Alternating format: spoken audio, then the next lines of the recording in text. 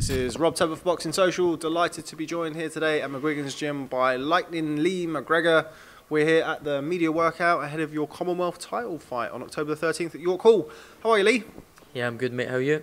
I'm very well, thank you, very well. First time we've properly sat down. I've interviewed you a few times, kind of like pressers and post-fights and stuff. This is the first time we've sat down and had a chat, so good to do that. Yeah, no, it's always good to get this done. It's been good today. There's been a lot of media and a lot of press conference and then the workout and that, so yeah, no, it's been good. Now, I haven't seen you for a while because, as I understand it, your partner is due soon. Tell me a little bit about how that's been like. What's it been like kind of balancing that with, you know, you're challenging for the Commonwealth title. That's kind of an interesting mix. Yeah, no, so she's expecting on the 9th of November, so we're looking forward to having a little girl. We're just it's hard, to be fair, because I'm down here a lot training, and I used to go home every second weekend. Now I'm going home every weekend just for the fact that she's pregnant and stuff, and I just wanna make sure everything's alright and that. But it's hard, but it's got to be done, innit?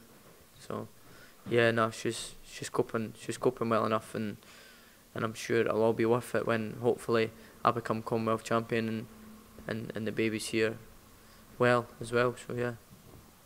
Now it's obviously I'm not a fighter. I know it's hard to believe by looking at me, but when my daughter was born, certainly in the build up to that, I mean, it is a very stressful time. Have you had to sort of take in sort of an extra thought about focusing in on your fights? You've got an awful lot going on in your personal life leading up to this, which is, I mean, every fight should be the biggest fight of your career, but certainly going into a Commonwealth title fight in your 5th fight.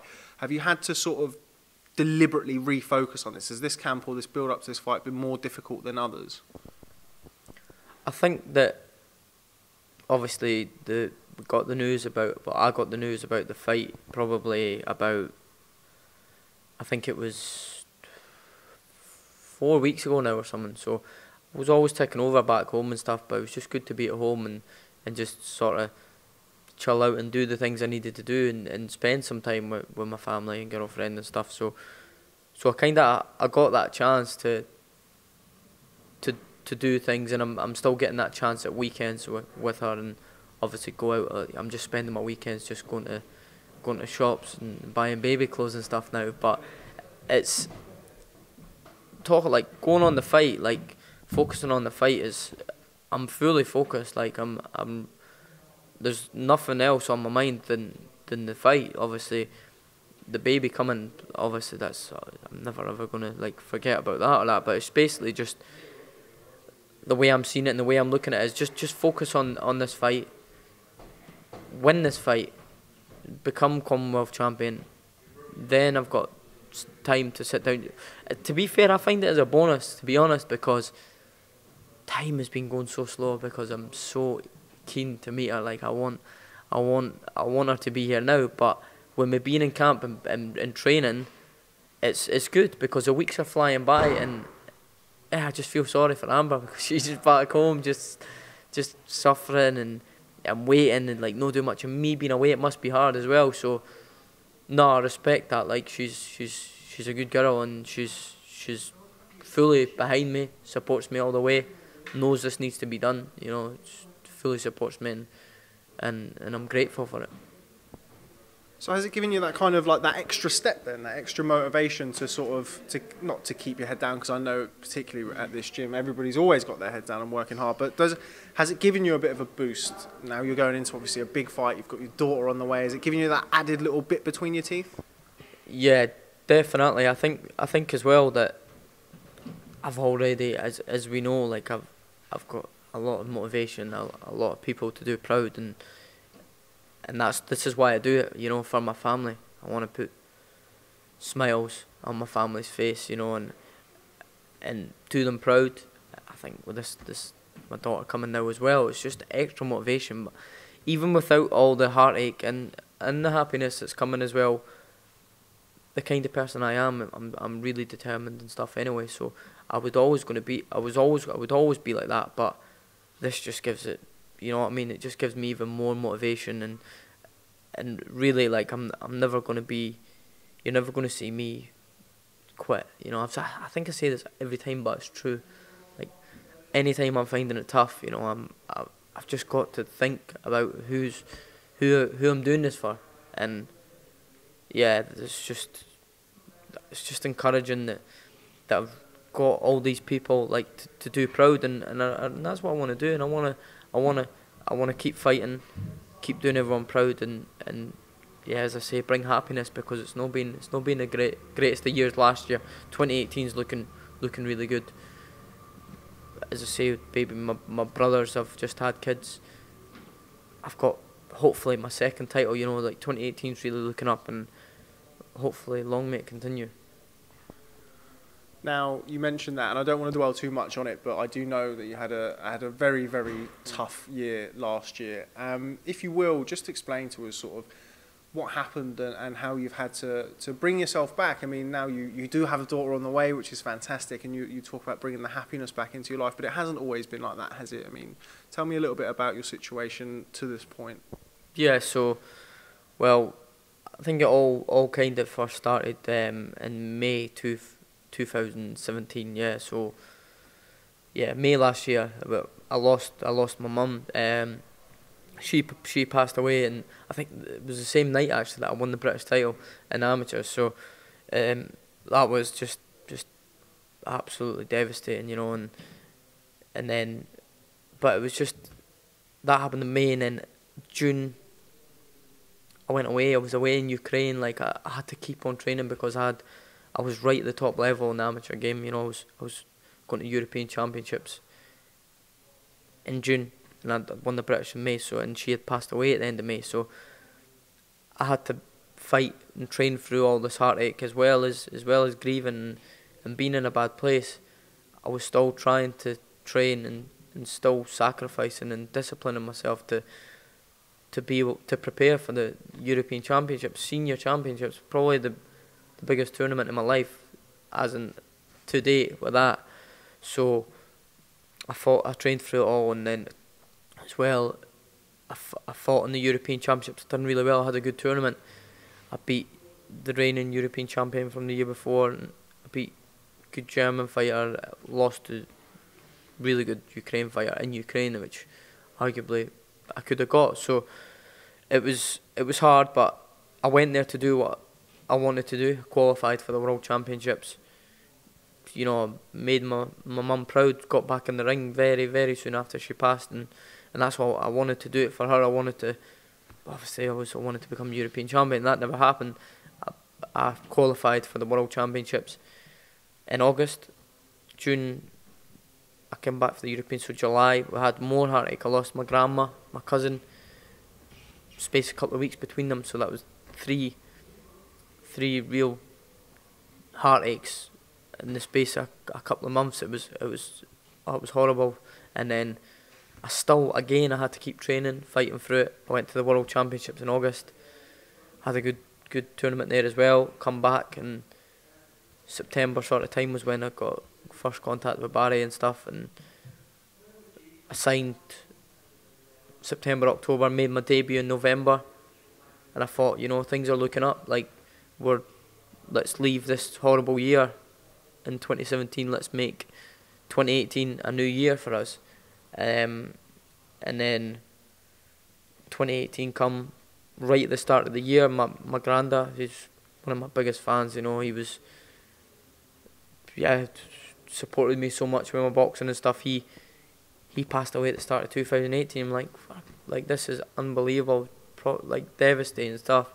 Like, enough to make you want to just quit boxing and quit everything and give up, you know, like, really go off the rails. Like, a lot of people easily could have done that. I just have to thank my family, the team here, everyone at McGuigan's gym, my girlfriend, her family, like, everyone, like, they kept me on the right path. They made me keep training. They were by my side, you know. Like, it was hard enough for us all. It was hard enough for everyone, but especially for me, I was training through all this. I was still having to make weight, like, you know, like, making weight and stuff. It's hard. Like, it takes a lot of discipline, and being drained already, never mind having to do it, like, having to basically, like, a night before a weigh-in, you got to make weight. can't really drink or eat much, and having all that heartache as well as giving you the draining you. It's a horrible place, and I thought, you know, like, I'm lucky and I'm glad that I had these fights to focus on, and it kind of gave me something to focus on and keep training and not forget about it, but just try and get on with it and make me, you know, focus on someone and do them proud. So I kind of done that, and I dedicated my fight in March to my granddad. I wore his t-shirt. He obviously had cancer, so he'd lost his hair with the chemotherapy, and I used to wear his cap all the time, so I wore his cap.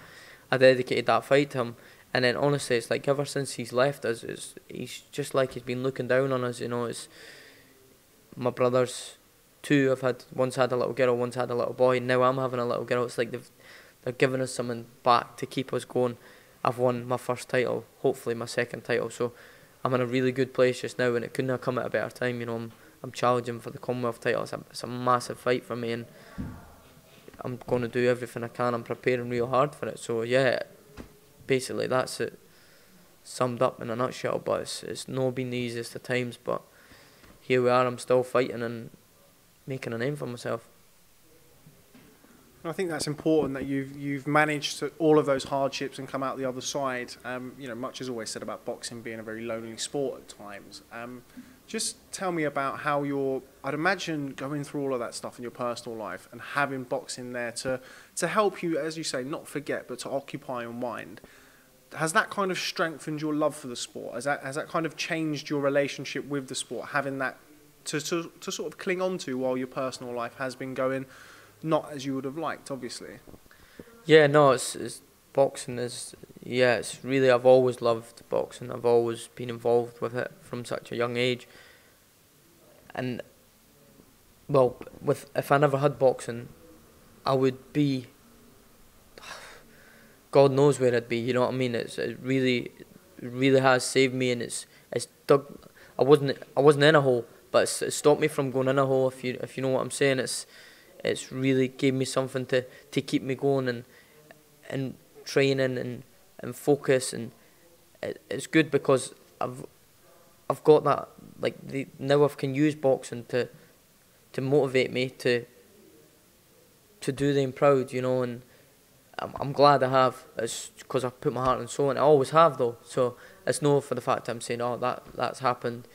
Now that I've always put my heart and soul into boxing, and I've always been proper dedicated. But yeah, you could say that with all this happening, it's made me appreciate it more, and it's not saved me because I wasn't in a bad place, because it kept me going. But it's really kept me on the right path, and I think that it's only going to get better and better, you know. So I think it already has changed my life, boxing, and I think it's going to do big things for me. I think I'm going to be a world champion. Like, that's my goal. I want to be a world champion. I promised. That's another thing. Like, right at the end of, right at the start of the year when my granddad was dying, like, watching it happen, and right away, that was one of the things I told him. I promised him, I'll become a world champion. I'll do my utmost best to become a world champion, and I'm not going to stop until hopefully I get that world title. Now, moving to McGuigan's gym, one of the reasons that I like to come in here, I mean, I've seen you in here a number of times before, is kind of the camaraderie and the banter and the kind of the gym here. How important has that been for you this year, or since September last year, since you joined the gym, having people around you? I mean, JP, who's been through his own tough time. You've got Taylor, Shane. I mean, you all do bounce off each other in the gym. How important has that kind of team ethic and that team spirit been for you? Yeah, it's really, really helped me. I think that obviously it's just as you say, like, it's just banter and just have a laugh, and even just going up the stairs, playing a bit of darts, having that company, having them people around you. They're not giving you a chance to sit and feel sorry for yourself and be down. They're either taking the piss out of you, or you're playing a game of darts with them, you know what I mean? So you never really got a chance to sit and feel sorry for yourself in here, and I think that's a good thing, you know. I think that's definitely helped me. always in the gym. So someone's always sparring. It's that exciting a gym that when you're not training, Josh is sparring, Luke's sparring, George is sparring. Like, it's someone you didn't want to take your eyes off. It's all that you're really focusing on. So, and the days go quick. You know, time goes quick when you're having fun. And I think the sort of bond everyone's built together, and we've all got this understanding of each other. It's a good laugh. Everyone knows how everyone works, and I think I'm one of the culprits to wind up all the time because I get wound up. But it's good fun. You know, we're with each other more than we are with our families. You know what I mean? We're in here all day, every day sometimes. So it's good to have that, and we all bounce. And let's be serious when it does get serious, and it is time to work hard. Let's be sure, like we definitely put the work in, and you've seen it. So we push each other on, and I believe that especially this camp, everyone's fighting round about the same time. So everyone's competing against each other. Everyone's trying to beat their times. Everyone's trying to beat each other. And I certainly wouldn't train as hard if I wasn't training with these guys, because I just physically couldn't push my body that far if I never had targets to beat. And it's good competition, it's good laugh, and everything's good. Now, one of the things that I talk to Shane about is kind of like, you have to borrow a really corny term, it's like a circle of life sort of thing at McGuigan's.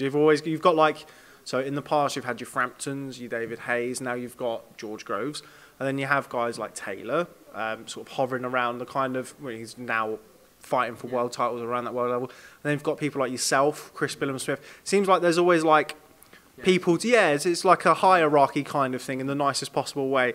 How important is that for you to have these guys in the gym to look up to see your George Groveses, as you said, Luke Campbell, Olympic gold medalist, Josh Taylor, who's also a compatriot, was in the cycle before you in the amateurs. How beneficial is that for you to see those guys? You talk about your own world title aspirations. Yeah, it's really good to have the guys around, even when they're fighting. We, for example, the Groves Eubank fight, we were there. We were at the fight, and George got us basically experienced everything, you know, and it's the same with Josh. We're there together as a team, and I think it's definitely beneficial for me, because it's going to be me one day. I'm going to be in that position one day, and it's not going to be a big shock to me, and I'm not going to let the occasion get to me, because I've been there, I've seen it. I've not done it, but you know what I mean. I've been in and around it. It's not going to be a shock to me. I'm not going to be like, what's going on here, you know. It's even the same with when I first come here in the gym, to coming in and seeing George, and obviously Josh is different because he's been like a mate of mine. I've known him before it and stuff, but it's just another day now. Whereas before I was like, oh God, this is a bit mad, you know. But it's just normal now, and I think that's going to be the case with big nights and big occasions, because I'm going to have experienced and been around it. I'm not going to be as shocked as what I would be if I never had these guys. So, and not just that, you can go and talk to them about anything. You can go and ask any advice, and they'll give you their honest opinion on what you're asking them. And even having them watching you sparring is enough to really make you hungry to do well. And you're always pushing yourself, and I'm always pushing myself to the best I can. And I think with these guys there as well, it makes you want to impress, don't you? And that's what I think I'm doing. Everything's going well. I'm training well. I'm sparring well. So it's so exciting. I couldn't imagine being in honestly everything. The people I'm around, the gym I'm in, promoters, the fights I've got coming up. Everything is so good that I couldn't ask for anything better. Now, you mentioned how you've known Josh for a while. Just tell me a little bit about your relationship with Josh. Josh is somebody who, when I first met him, I think a lot differently of him now. Now I've got to know him a bit more. He's a fun-loving guy. He's very funny. Forgive me for the expression. He seemed just like a bit of a hard Scotsman when I first met him. Tell me about your relationship with Josh. When you first met him, how you've bonded, and how you are now in the program together. Well, when I first met Josh, it was more my older brother, as people know, my older brother boxed, and it was always him that was a boxer. I was just a little guy running about mad, basically. And he used to be at the same gym as Josh for a bit. It was Gilmerton boxing. This was years and years ago. I must have been about 10, 11-year-old or something. And Josh was obviously in that gym and stuff, just doing his own thing. Would go in and say hello or whatever, you know. I was sort of closer with my brother. My brother trained with him and stuff.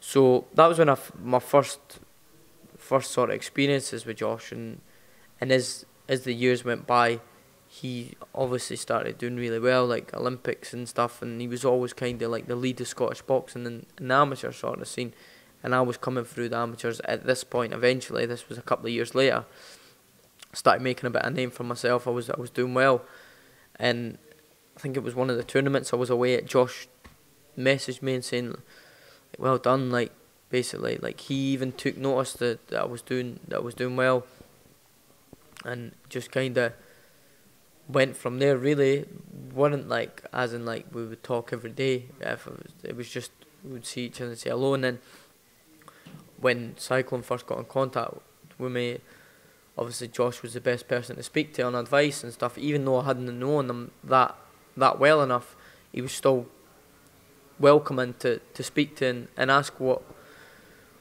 like he had been there. You know, he'd been to the Commonwealth Games, plus he had signed with Cyclone. So we said, like, what do you think I should do? You know, like Commonwealth Games, I'm probably going to be going to them. And he gave me his honest opinion, and it helped me make my decision. And obviously it was down to me at the end of the day to make that decision, and I went with it. And look, we're a year later. I'm now fighting for a Commonwealth professional title. So it just goes to show you that a lot of people were saying you'll regret it, or not a lot of people were saying you'll regret it, but I know there was people saying like he might regret this. He should have went to the Commonwealth Games, but I think this proves that I've done the right thing. I'm 4-0, 4 knockouts as a professional. Really got a name for myself. It's getting better and better each time, and if I win this title fight, it's on to bigger and better things. So no, I'm glad I did. And obviously, how we were talking about Josh, it's just he's good to have around. You know, he's as you say, he's like this. He's just mad. You think he's just this mad man, but do you know, when it comes to serious stuff like what I've been through, and he's been so. He's helped me. You know, he's been so welcoming to go and speak to, and just clear your head a bit, and just he's great. As you say, you just think he's mad, and it doesn't seem that kind that you could approach him on that. But honestly, he's helped me a lot from what I've been through. So our bonds just got better every camp, and I know when I'm home after the fights, we're still meeting up, going for something to eat and that. So no, it's brought us real close, and I think we're going to be friends for a long time. Now, the last time we saw you in the ring was on his undercard against Victor Postol. You got quite the reception for somebody at the time who was 3-0. Tell me a little bit about that. That's not the usual reception that you'd expect for somebody with 3 professional fights. No, that's what I mean. I've said this before as well. Like, my support is really good. Like, from my amateur days, I remember I boxed in the British final in Cardiff last year, and about 30 of them drove down and got flights and that. Just my mates, brothers, just kind of lads, like loving away day, and they come down, and since I went pro, it's just the crowd and the support's just got bigger and better. And like for this York Hall Bill, like I think I've sold nearly 100 tickets for it being in London, and from Edinburgh is brilliant. And I think he's going to think he's in Scotland when I come out. I'm really excited for the fight. Everyone's booked up, got their tickets. It's going to be exciting, and the support is just unbelievable, and I believe it's only going to get bigger and better. Just final word on the fight. One of the most sort of refreshing, attractive things for me as a boxing fan, first and foremost, looking at your stable, particularly people like Josh, is how you're matched and how aggressively you're matched, but not kamikaze. You get good fights at good times of your career. You're now boxing for the Commonwealth title in your 5th fight. What does it mean to have that kind of belief behind you to be challenged. And you see people like Josh who are, you know, just over a dozen fights in, and they're kind of around world level. That must make you feel good knowing that you know it could be half a dozen fights, 8 fights before you are contesting those fights. Yeah, that's what I mean. I don't think if I was with anyone else, I would be in this position. I think I've proved to Barry and Cyclone and Shane, obviously, he's the one that makes the final call, like, that I'm ready for these fights. You know, I'm sparring 10, 12 rounds in the gym against good opponents, and I'm really, even in my fights, I'm progressing fast. And I think the thing with me is they're doing exactly what they were doing with Josh, but the thing with me is I think they're going to have to stop me at some point, because I'm only 21. You know, I'm so young and I've got loads of time, so I'll probably have the chance to defend my Commonwealth title if all goes well. Obviously, you know, I've got a tough task on my hands, but I'm preparing hard. Of course I'm going to leave no stone unturned. If all goes well and I win that, I'll have the chance to then defend the Commonwealth title a few times, go for the British title, defend that if I win it. You know, like, I've got these kind of opportunities that Josh never had. Well, he did have, but he just progressed, and he's at the age where he can just fly up, and he's look at him, he's at world level now. He's fighting for world titles. They could probably, there's no need to do that with me. You know what I mean? I'm as we say, 21-year-old. So there's plenty of time, and there's definitely going to be a stage where they have to just chill me out a bit. But I'm happy. I honestly, if they pushed me the same way as they did with Josh, I would do it. That's the mentality and the attitude I have towards boxing. I would fight anyone, and I've got no fear. Like, no fear. I don't fear of losing. I think a lot of fighters, like, they've got that fear, like, to lose their zero. He might beat me. You know what I mean? Like, I want to keep my record. Well, that's why me and Josh are getting the recognition we're getting, is because we're taking risks and they're paying off. You're not going to get recognition if you're not going to take the risk and you're just going to fight someone else. And I think that's a lot of people's problems. They're scared to lose. It's not the fact that they're scared to take the step up. It's just the fear of losing. You know what I mean? And it doesn't bother me. And that's not to say, like, oh, he's got an attitude where he's no bothered if he loses. I'd be absolutely devastated if I lost. But I'm that confident in myself that I'll win. And I've also got that fear. I've not got that fear of losing, so it doesn't bother me. And they know that. They know I'll fight anyone. That's why when they told me about this fight, this is a fight we're trying to push for, your training and stuff, of course I am. You know what I mean? There's no jump to the chance, and I want to prove to them that they've done the right thing with me, getting me this fight this early. And I think this fight will open a lot of people's eyes with me. I think they're going to realise that I'm no joke, and I'm a serious contender at this weight. Okay, well, Lee McGregor, thanks very much for sitting down and speaking to Boxing Social. You deserve tremendous credit for the things that you've been through over the past year and a half. It's great to see you doing so well.